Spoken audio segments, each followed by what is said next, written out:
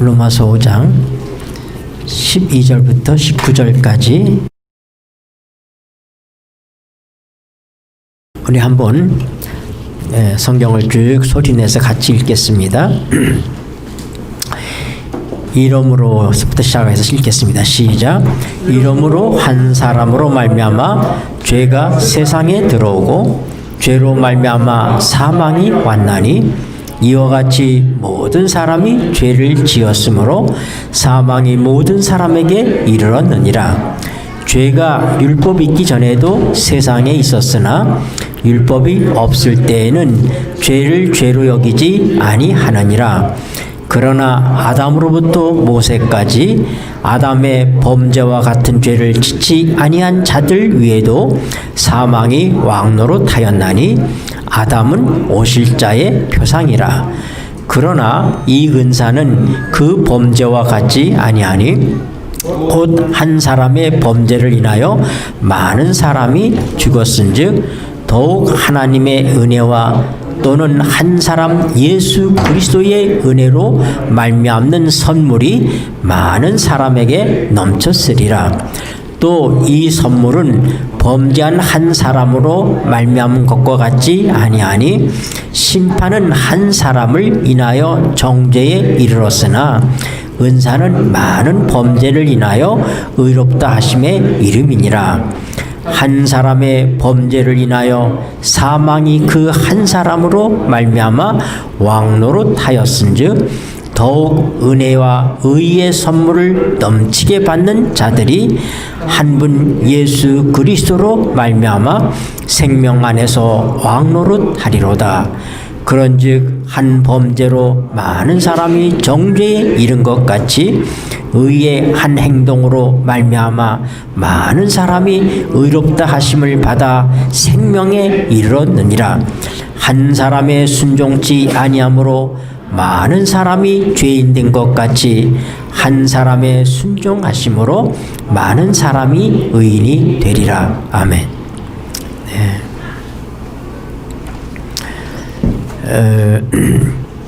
사도 바울은 로마서를 시작하면서 그는 로마에 참 가기를 원했습니다. 왜냐하면 로마에 있는 그 하나님의 교회에 이 신령한 은사를 나누기를 원했기 때문에 그가 로마에 가기를 원했다고 로마서 1장에서 말하고 있습니다. 우리가 이 로마서를 참 좋아하고 또 중요하게 생각하는 것이 사도 바울이 로마의 편지를 써보낼 때의 상황이 오늘 이 시대를 살아가는 하나님의 백성들 어느 교회나 거의 동일하게 같은 상황에 처해 있기 때문이라고 생각이 돼요. 왜냐하면 이 로마에 이제 그 하나님의 교회가 섰습니다. 하나님의 교회가 서서 이제 그 로마에 있는 그 하나님의 교회는 아마 오순절 날 이 예루살렘에 왔다가 그때 이제 하나님의 복음을 받은 이 성령을 받은 하나님의 그 강권하시는 그 은총에 의해서 개심한 자들이 로마에서 왔던 사람들이 중심이 돼서 로마에 가서 교회를 세웠을 것으로 생각합니다. 그러면 초기의 로마에 있는 교회는 이방인 중심이었을까요? 유대인 중심이었을까요? 네, 우리가 하는 것처럼 유대인 중심이겠죠. 그렇죠? 네, 유대인 중심이에요. 유대인 중심이라고 그러면은 상당히 율법 중심의 교회였을 것이다. 이렇게 우리가 생각을 해요. 우리가 그리스도의 복음을 접하지만 유대인들이 갖고 있는 오랜 그들의 신앙관에 따라서 상당히 율법주의적 신앙을 했을 것이다. 이렇게 우리가 생각할 수 있습니다. 그런데 로마 황제에 의해서 로마에 살고 있는 모든 유대인들이 다 쫓겨납니다. 그러면 이제 거기 남아있는 교인들이 누가 남아있어요? 이방인들이 남아있겠죠. 그렇죠? 이제 유대인들에 의해서 복음을 받은 그런 이방인들만이 남아있는 교회가 됐어요. 그러면 이방인들의 교회가 됐을 때의 그 특성은 어땠을까? 보다도 좀 자유스럽지 않았을까? 네. 율법에서부터는 좀 더 자유로운 입장의 그런 신앙관을 가지고 그런 신앙의 태도로 살아가지 않았을까 이렇게 생각해 볼 수 있습니다. 그러다 다시 또 이제 유대인들이 돌아오게 됩니다. 그러니까 이제는 이 편지를 접할 무렵에 로마 교회는 혼재되어 있는 거예요. 유태인 개심자들, 유태교로부터 기독교로 개심한 개심자들과 그들에 의해서 복음을 받아들인 이방인 교회로 그렇게 같이 함께 복음을 전하고 하나님을 섬기는 그런 교회의 형태가 당시의 로마 교회였을 것이다. 그러므로 이 교회는 교인들 가운데 두 가지 견해가 있을 거예요. 우리가 예수 그리스도를 믿어서 구원을 얻지만 그러나 율법을 지켜야지 된다 하는 율법을 강조하는 유대인 중심의 그런 신앙 태도를 고수하는 사람들과 이제 율법은 패했다. 예수 그리스도께서 십자가에 달려 돌아가심으로 우리가 율법으로 구원받는 것이 아니라 하나님의 은혜로 구원받는 율법은 우리 무관하다. 이렇게 얘기하는 이방인들의 중심으로 한 그런 무리들이 갖고 있는 사상과 충돌하고 있을 것이라고 생각이 돼요. 그래서 사도 바울은 이 로마에 가기를 원했고 참 복음을 전하기 위해서 그가 빨리 갈 수 없는 상황이었기 때문에 먼저 편지를 써서 보내게 되는 것입니다. 그게 로마서예요. 이 로마서에서는 바로 뭐예요? 그런 두 가지의 신앙 태도를 가지고 어우러 살고 있는 로마 교회의 현실적인 그런 상황을 보면서 그가 하나님의 참 복음에 대해서 율법에 대해서 그들에게 이 편지를 통해서 권면하고 있는 것이다. 그러므로 오늘 우리 기독교의 어느 교회를 할지라도 바로 이 두 가지예요. 다시 얘기해서 율법주의와 그 다음에 탈율법주의, 복음 중심의 어떤 근데 이것이 좌로나 우로나 치우치지 말라고 그랬어요. 그러니까 이 극우 쉽게 해서 아주 이 우편에 있는 사람들은 율법주의자들 쉽게 얘기해서 율법을 지켜야지 된다고 하는 율법주의자들이고 그리고 율법은 폐했다고 하는 게 극좌에 성경은 언제나 뭐라고 얘기해? 우리가 좌로나 우로나 치우치지 말라고 그러죠. 우리가 참 진리, 참 복음 안에서 살아갈 수 있는 그 놀라운 하나님의 복음을 이 로마서에서 우리에게 가르쳐주고 있는 것입니다. 그래서 우리가 이 로마서를 잘 공부함을 통해서 우리는 무슨요? 참 복음, 균형진 신앙을 그리고 정말로 성령 안에서 살아가는 참 그리스도의 삶을 배울 수 있고 그렇게 살 수 있게 되는 것입니다. 그래서 이 로마서를 공부하는 많은 중요성을 우리가 여기서 찾고 있는 것입니다. 우리가 잘 아는 것처럼 이 로마서는 서두에 이제 이 로마서 1장에서 강조하는 것은 모든 하나님을 알지 못하던 시대에 그런 사람들 율법이 그들에게 없어요. 네. 그들은 하나님을 모르는 사람들이니까 하나님 율법도 없겠죠. 율법은 누구에게 필요한 거예요?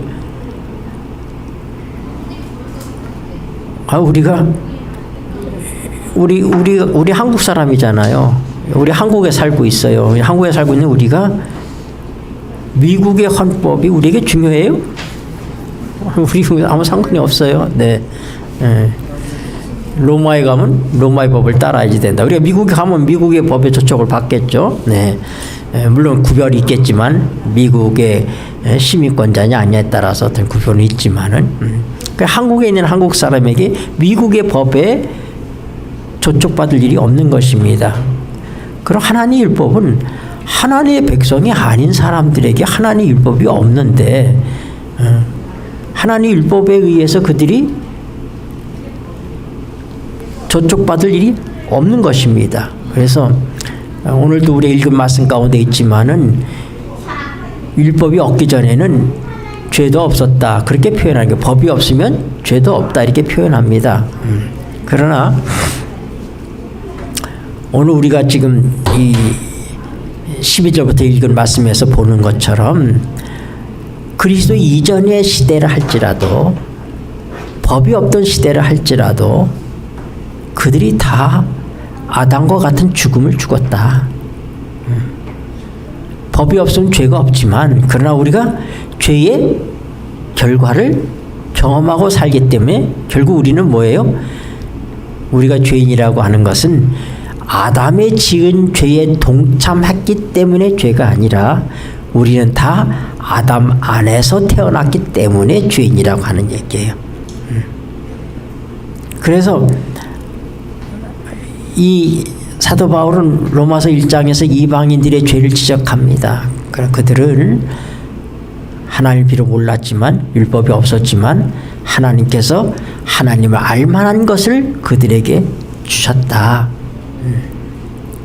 그것은 바로 하나님께서 창조하신 이 모든 천연계들을 통해서 하나님을 알 수 있도록 했다. 한번 옛날 생각해 보세요. 우리 조상들이 하나님 모르던 시대에 오랜 세월을 살았습니다. 그러나 정말로 우리 조상들의 그 선량하신 사람들은 뭐예요? 늘 하늘을 두려워하며 살았습니다. 하나님을 그들이 볼 수 없고 하나님의 존재를 모르지만은 우리 하는 말이 뭐예요? 사람들이 정말로 타일러도 말을 듣지 않고 정말로 악한 길로 가면 뭐가 두렵지 않느냐? 하늘이 두렵지 않느냐? 그러니까 율법이 없던 시대를 할지라도 하나님을 모르던 시대를 할지라도 어떻게 해요?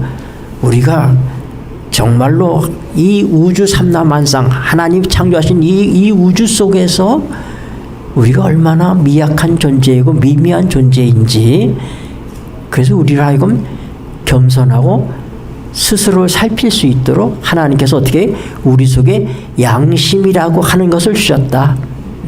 그래서 우리가 하나님 모르는 사람들 속에도 양심이 자기를 판단하는 판단 기준이 된다.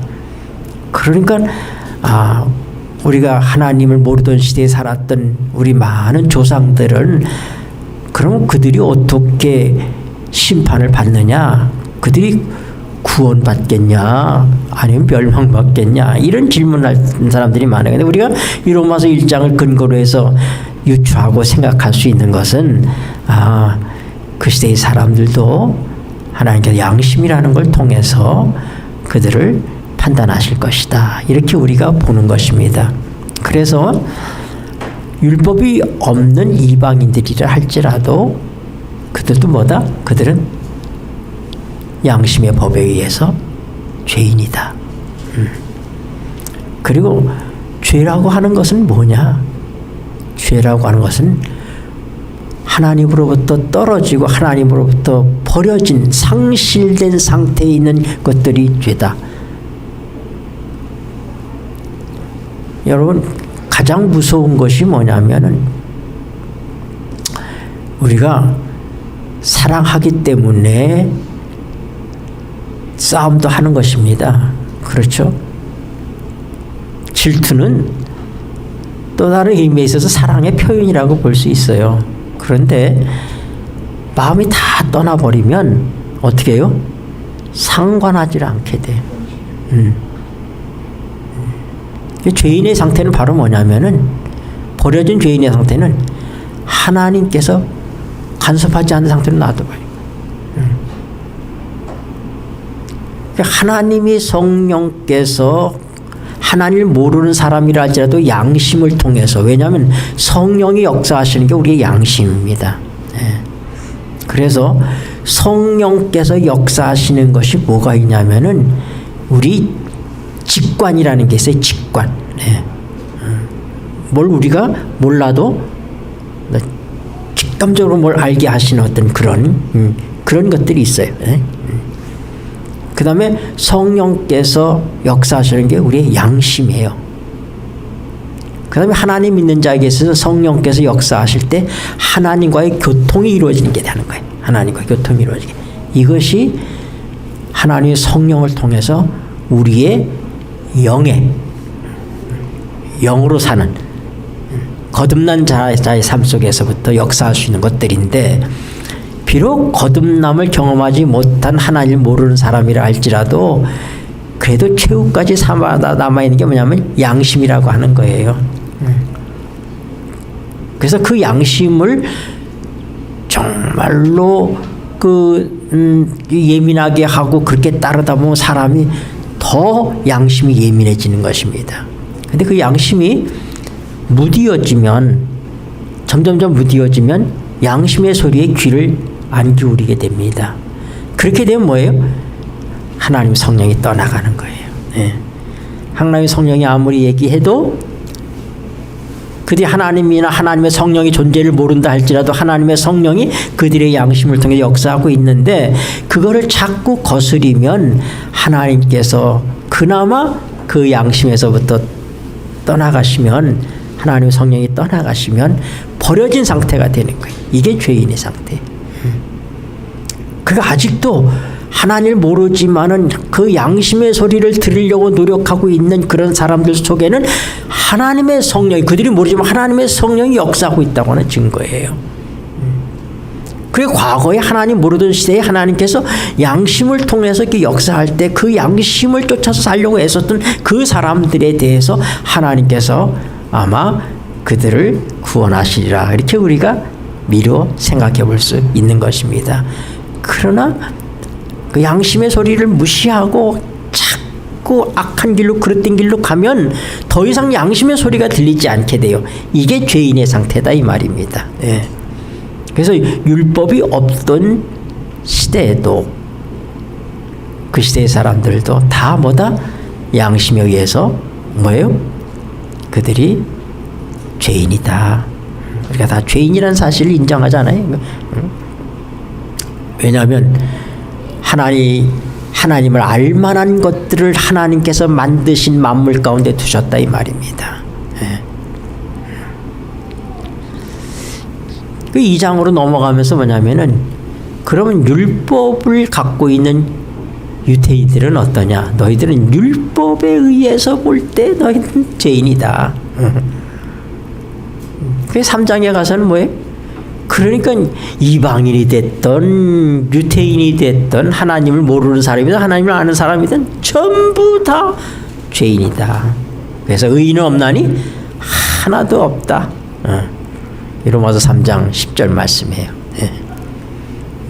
그래서 이 로마서 이 서론적인 그 부분들에 있어서 이 전반부에 죄인이라는 것이 강조되는 것입니다. 왜요? 우리가 죄인이라는 사실을 모르면 우리는 죄로부터 해방받을 필요도 느끼지 못해요. 구원받아야 될 필요를 우리가 모를 거 아닙니까? 그렇죠? 그러니까 어떻게 돼? 우리가 얼마나 속절없는 죄인인지 사도 바울은 그 점을 먼저 우리에게 깨우치고 있는 것입니다. 그리고 이 죄인은 스스로 죄로부터 벗어날 수 없고 스스로 죄를 저항할 수 없고 죄로부터 구원받을 수 없다는 사실을 얘기하면서, 그는 뭐냐면 로마서 4장에 들으면서 우리가 의롭게 되는 것은 믿음으로 된다. 일한 사람이 받는 것은 싹시지만 일하지 않은 사람, 아무 노력도 하지 않고 받는 그것은 은혜다. 우리 구원은 우리의 노력의 결과가 아니라 하나님의 주신 선물이기 때문에 우리가 믿음으로 받는다. 그러면서 믿음의 조상 아브라함을 얘기하면서 아브라함을 예를 들어서 아브라함이 할례를 받기도 전에 아브라함이 이스라엘 사람들에게 굉장한 율법이 할례예요. 할례. 근데 아브라함이 할례를 받기 전에, 할례란 율법을 행하기 전에 아브라함을 하나님께서 의롭다고 하셨다.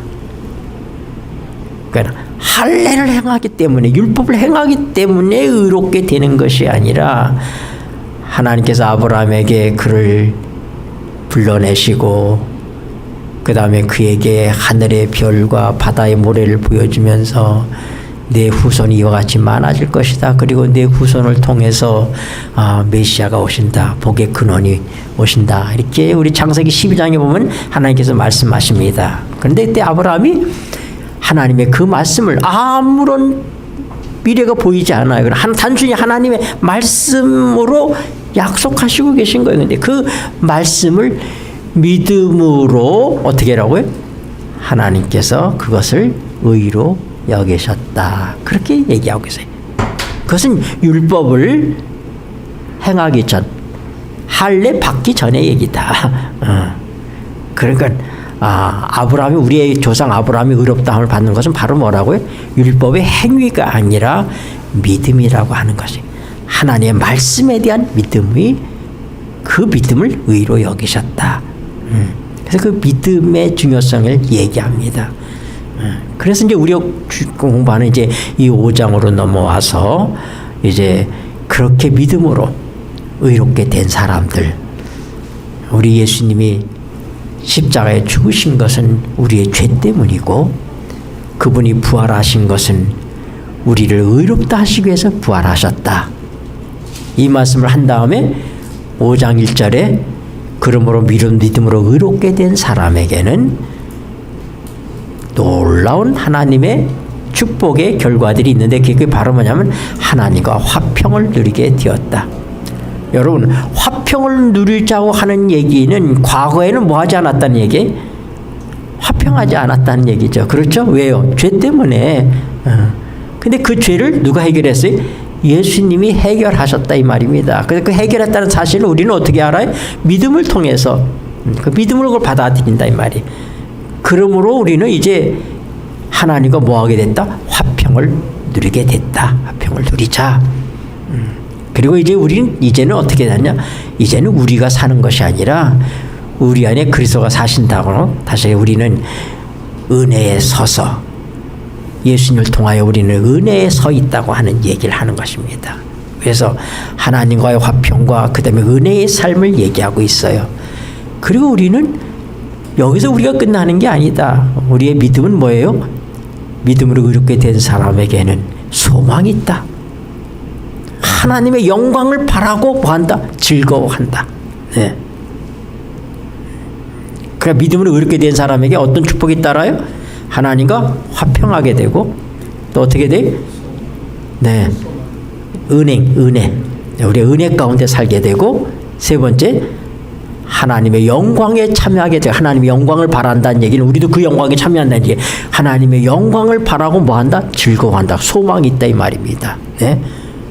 여러분, 우리에게 소망이 있죠? 그렇죠? 무슨 소망이요? 우리가 이제 예수님처럼 되어서 하늘에서 하나님과 영원히 살게 될 것이라는 소망이 있잖아요. 우리가 이 땅에서 누릴 것 다 못 누리고 산다 할지라도, 우리가 억울한 일을 겪는다 할지라도 우리가 절망하지 않는 것은 우리에게 소망이 있기 때문입니다.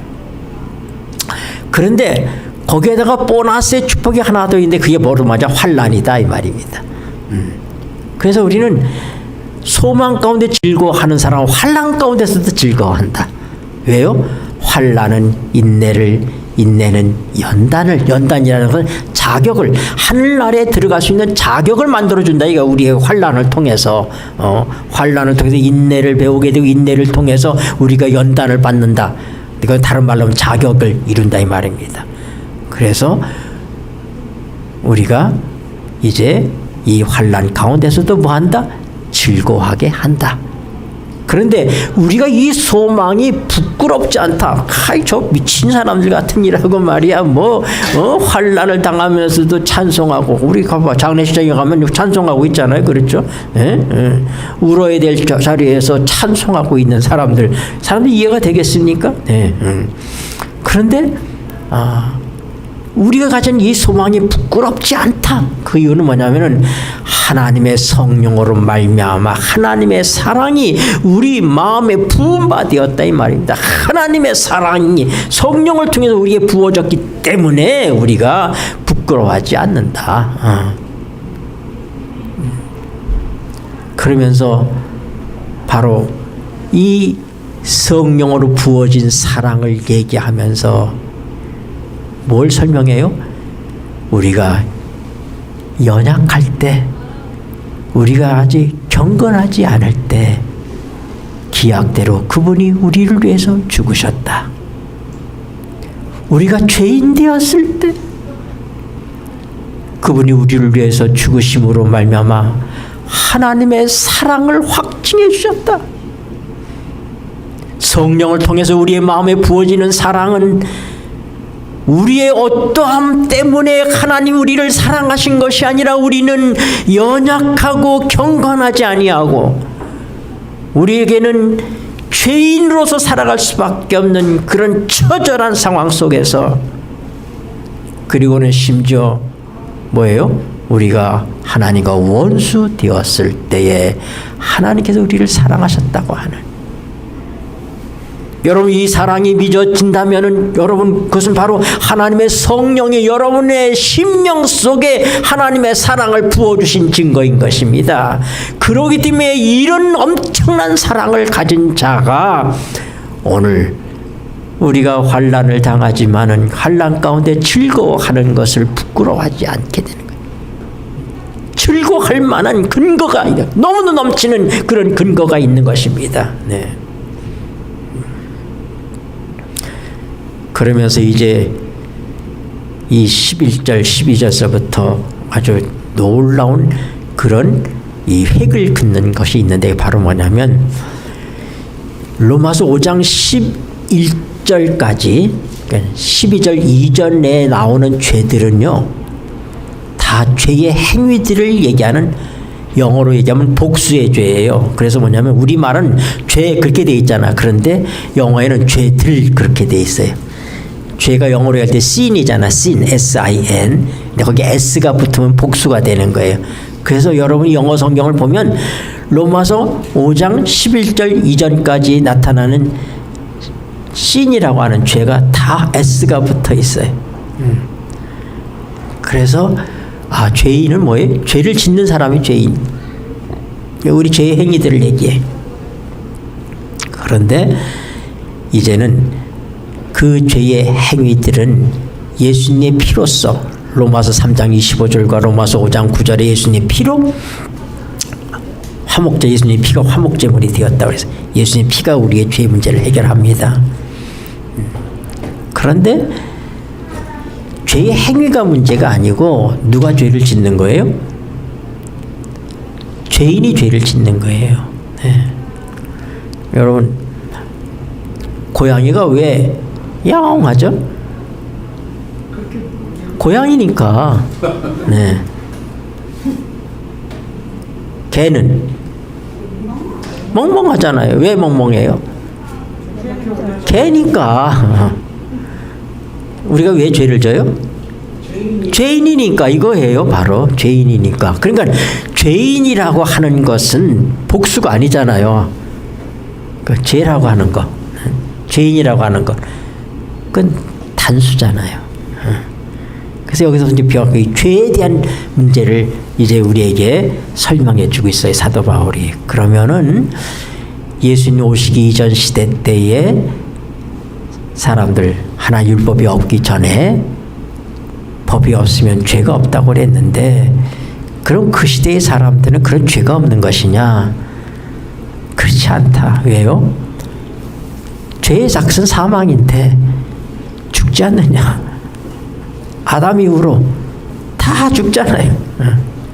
그 얘기 뭐예요? 우리가 아담과 같은 죄의 결과를 경험하고 있는 죄인의 굴레에서 벗어난 사람이 없다고 하는 사실이죠. 네.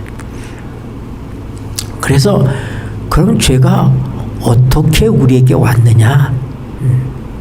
그래서 그 죄는 한 사람 때문이다. 그러니까 여러분, 우리가 죄인이 된 것은 우리가 아담의 죄에 함께 했기 때문이 아니라 우리는 아담 안에 있었기 때문이다. 이렇게 설명하는 거예요. 히브리서 7장에 보면 멜기세덱이라는 사람이 나와요. 네.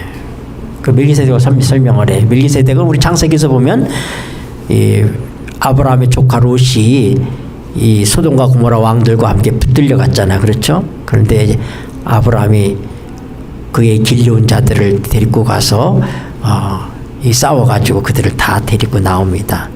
그들이 빼앗겼던 재물 뭐 이게 다 사람들 구해갖고 나오는데 멜기세덱이 등장합니다. 그 멜기세덱은 예수님을 상징하는 인물로 등장을 해요. 그래서 멜기세덱은 살렘왕 그리고 하나님의 제사장이다 그렇게 알려져 있어요. 그래서 멜기세덱은 성경에서 시작도 없고 끝도 없어요. 밑도 끝도 없이 멜기세덱이 등장하는 거예요. 예수님이 알파와 오메가이신 것처럼 멜기세덱을 시작과 끝을 감추어서 예수님을 상징하는 인물이 되는 거예요. 근데 이스라엘이 갖고 있는 제사 제도는 언제부터 시작돼요? 아론 때서부터 시작돼요. 그래서 그럼 아론은 어느 지파에 속하느냐? 레위 지파에 속해. 야곱의 몇째 아들? 셋째 아들. 레위가 셋째 아들이에요. 루벤, 시몬, 레위, 유다 이렇게 나가거든요. 그러니까 이 셋째 아들 여러분 장자가 되면 세 가지 축복이 따랐어요. 그게 뭐냐면 아버지의 재산의 2배를 갖는 거예요. 다른 형제들에 비해서. 그 다음에 제사장권이 있어요. 하나님께 제사를 드리는 거예요. 그리고 그 장자를 통해서 누가요? 메시아가 오는 거예요. 그 야곱이 그래서 그 장자가 되기를 그렇게 원했던 거예요. 이 세 가지 축복 때문에. 근데 야곱 이후에 이스라엘이 12아들로 이렇게 이루어지잖아요. 12지파. 12아들로 이루어지는데 야곱의 장자가 누구냐? 루벤이 아니라 요셉이 되어서 11째 아들인 요셉이. 그래서 요셉은 어떻게 되느냐? 이스라엘 12지파 요셉 지파가 없어요. 요셉은 빠지고 누가 들어가요? 애굽에서 낳은 그의 아들 에브라임과 므낫세. 므낫세가 형이고 에브라임이 동생이지만 에브라임을 앞에 세웁니다. 에브라임과 므낫세. 야곱이 12아들들에게 축복할 때, 죽기 전에 축복할 때 네가 여기서 낳은 네 2 아들은 내 아들이다 해가지고 2목의 축복을 주는 거예요. 장자니까. 그래서 요셉이 빠지고 누가 들어가요? 요셉의 2 아들이 한 지파씩을 차지해요. 요셉 대신에 에브라임 지파, 므낫세 지파. 그 장자가 된 거예요. 그러나 제사장권은 누구에게 가느냐? 레위 지파에게 가는 거예요. 아론이. 모세와 아론이 속해 있던 지파가 레위 지파거든요. 그래서 제사장권은 레위 지파로 가게 되고, 그 다음에 왕권, 메시아의 혈통은 누가 되냐? 유다가 차지하는 거예요. 유다가. 그래서 그게 분산이 되는 겁니다. 분산이 되는 거예요. 그런데 아브라함이 전리물 가운데 10분의 1을 취해가지고 누구에게 줬어요? 멜기세덱에게 줬어요. 살렘왕 하나님 제사 멜기세덱에게 줬어요. 11조를 바쳤다 이 말이야. 멜기세덱에게. 그러면 아브라함이 더 높은 사람입니까? 멜기세덱이 더 높은 사람입니까? 멜기세덱이 더 높은 사람. 멜기세덱이 하나님의 제사장이에요. 그런데 그럼 왜 그걸 어떻게 설명해요? 왜냐하면 아브라함이 멜기세덱에게 11조를 바칠 때에 아브라함의 아들이 이삭이요, 이삭의 아들이 야곱이요, 야곱의 아들이 레위란 말입니다. 그러면 그때 레위는 어디 있었어요? 태어나지 않았잖아요. 근데 누구 안에 있는 거? 아브라함 속에 있는 거. 아브라함의 허리에 있었다 이 말입니다. 그래서 아브라함이 멜기세덱에게 11조를 바칠 때에 레위도 같이 바쳤다 이 말입니다. 아론도 같이 바쳤다 이 말. 레위의 후손인 아론도 같이 바쳤다 이 말입니다. 무슨 얘기인지 아시겠어요? 그러면서 예수님의 제사장권은 아론 지파, 레위 지파를 쫓아서 난 것이 아니라 멜기세덱의 반차를 쫓은 것이다. 본래부터 갖고 있는 것이다 이 말입니다. 그래서 예수님이 이 땅에 계실 때는 뭐예요? 육신적인 굴레 속에 계셨기 때문에 제사장 역할을 안 하셨죠. 그러나 그분이 하늘에 가신 다음에 참 성소에서 참 대제사장으로 일하고 계시잖아요, 지금. 네. 그 예수님이 갖고 있는 히브리서는 이제 우리가 뭐예요? 이 땅에 있는 성소가 아니라 하늘에 있는 성소를 얘기하고 있잖아요, 이게. 하늘의 성소를 얘기하면서 예수님은 하늘에서 우리 대제사장으로 계신다. 근데 그 대제사장, 그 제사장권은 아론이 레위 지파를 쫓은 아론의 후손들이 제사장권이 아니라 멜기세덱의 반차를 쫓은 것이다. 그래서 그것이 더 우월함을, 레위보다 멜기세덱이 더 우월함을, 아론보다 멜기세덱이 더 우월함을 얘기하면서 아브라함의 11조를 바칠 때에 레위도 아론도 다른 제사장 모두도 다 아담의 허리 속에 있었으니까 함께 17조를 바친 거다 이 말입니다. 그런 것처럼 뭐예요? 아담이 범죄할 때 우린 태어나지 않았으니까 어디 있어요? 아담의 허리 속에 다 있었다 이 말입니다. 그래서 어떻게 돼요? 우리도 같이 범죄한 것이 되는 거예요. 그래서 우리가 하는 것은 아담의 행위에 동참한 것이 아니라 우리가 아담 속에 있었기 때문에 그렇게 되었다 하는 것을 설명하는 거예요. 다시 얘기해서 우리가 죄인 된 것은 내가 죄를 짓고 있기 때문에, 죄를 지었기 때문이 아니라 아담이라고 하는, 한 사람 아담이라고 하는, 우리 조상 아담이라고 하는 사람이 죄를 졌는데 나는 그 죄에 동참한 것이 아니라 그분이 죄를 질 때 나는 그분의 허리 속에 있었다. 그러니까 내가 죄인 된 건 뭐예요? 내가 죄를 짓는 건 내가 아담에게 속한 얘기예요. 아담에게 속한 것이기 때문에. 여러분, 그래서 아담이 범죄함으로 인해서 아담은 하나님의 생명에서부터 끊어진 존재가 되었어요. 왜요? 그가 선과 악을 알게 하는 실과를 먹는 것이 아니라 생명과를 먹어야 되는 것은 하나님의 생명을 선택하는 것입니다. 그 생명과를 먹어야 되는데 생명과를 안 먹고 뭘 먹었어요? 하나님처럼 될 줄 알고 선과 악을 알게 하는 지혜의 실과를 먹었어요. 그러니까 자기가 하나님이 됐잖아요. 그러니까 하나님께서 뭐예요? 너 이제 하나님이 되길 원했잖아. 그래서 이걸 먹었으면 내가 너에게 줬던 생명은 반납해라. 하나님은 스스로 있는 존재니까 네가 하나님 되기로 너 스스로 있어. 그 내가 준 생명은 반납해. 반납이 된 거예요. 그러니까 인간이 다 뭐예요? 죽는 거예요, 다. 그러니까 죄진 인간은 하나님 주셨던 생명이 반납된 상태야. 그러니까 뭐예요? 하나님 앞에서는 죽은 존재인 거예요. 비존재다 이 말이에요. 생명이 없는 존재인 거예요. 아담에서 태어나는 모든 사람은 뭐가 생명 없는 존재 하나님이 보실 때. 그러니까 예수님께서 내 아버지 좀 장사 지내고 줄을 따르면 안 되겠습니까? 그러니까 죽은 자들로 죽은 자를 장사하라 그러잖아요. 그 죽은 자라는 게 뭐예요? 응? 앞에 나오는 죽은 자들이라는 건 살아있지만은 죽은 자. 그 뒤에 나오는 죽은 자는 진짜 사망한 자. 그러니까 하나님 안에서 거듭나지 아니하면은 전부 죽은 자이가 하나님 앞에서는 비생명 비존재. 그러니까 껍데기 속에서 껍데기가 나오는 거지. 다시 얘기해서 아담이 죽은 자니까 우리도 다 죽은 자인 거예요. 아담이 죄인이니까 우리가 다 죄인인 거예요. 근데 이제 우리가 어떻게 돼야지? 그럼 이젠 아담 안에 있던 우리가 아담에서부터 누구 안으로? 그리스도 안으로 새로 태어나야지 되는 거예요. 그래서 여기에서 이제 대조적으로 한 사람 아담으로 인해서 죄가 들어왔고 죄 때문에 뭐가 왔다? 사망이 왔다. 예. 얼마나 일목요연하게 잘 설명해 주고 있는 얘기예요. 아담 때문에 죄가 왔고 한 사람 아담 때문에 그 죄 때문에 뭐가 왔다? 사망이 왔다. 모든 사람에게 왔다 이 말입니다. 네. 거기에 대조적으로 뭐예요? 한 사람 14절이 뭐라고 하냐면은 아담은 오실 자의 표상이다 그랬어요. 그러니까 아담 말고 또 다른 아담이 있다 이 말입니다. 그 이 세상 사람들은 뭐냐면 아담족이냐 예수족이냐예요. 그러니까 예수님은 마지막 아담으로 둘째 사람으로 이 땅에 오신 거예요. 나는 하나님께서 인간이 타락한 다음에 하나님이 구속의 경륜을 세우신 것이 아니라고 생각해요. 하나님은 이미 알파와 오메가신 하나님은 영원 전부터 하나님의 생각 속에 아담은 누구의 진짜 아담은 누구의 예수 그리스도니까요.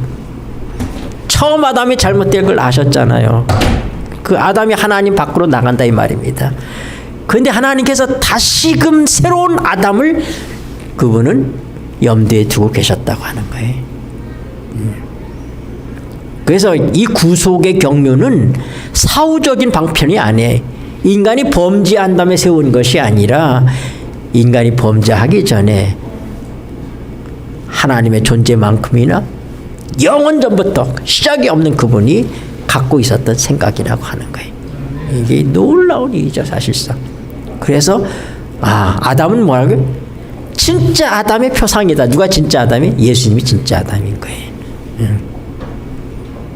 그래서 한 사람 때문에 죄가 들어왔고 사망이 온 것처럼 한 사람 때문에 우리가 생명이신 한 사람의 생명이신 그분을 통해서 우리에게 다시 어떻게 해요? 생명 안에 참여하는 자가 된다. 한 사람 때문에 죄가 왕노릇한 것, 사망이 왕노릇하던 그런 삶에서부터 우리가 한 사람의 의로운 행위로 인해서 어떻게 돼요? 우리가 생명 안에서 왕노릇한다. 네. 그러면서 이제 15절서부터 19절까지 이 두 사람의 공통점과 차이점을 아주 적나라하게 설명을 합니다. 공통점은 뭐예요? 죄도 사망도 한 사람으로 말미암았다는 거예요. 의도 생명도 한 사람으로 말미암았다. 이게 한 사람을 통해서 된다고 하는 거예요. 그 공통점이. 그러나 차이점은 너무나 달라요. 아담의 행동과 예수님의 행동이 전혀 다릅니다. 그 동기가 달라요. 그 결과가 달라요. 그 의미가 달라요. 다음 시간에 이 세 가지를 공부하겠습니다. 제가 지금 이 세 가지를 풀어나갈 시간이 없어요.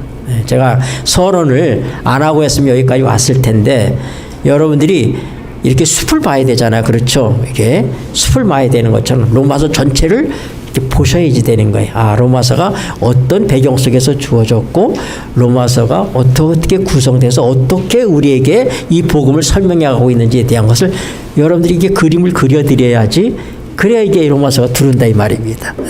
그러니까 그냥 이게 여기만 설명하고 나면 그건 하나의 나무만 설명하는 것이 돼. 나무만 보는 것이 돼. 숲을 봐야지 되기 때문에 숲을 보면서 우리가 그 나무를 또 봐야지 되는 것이죠.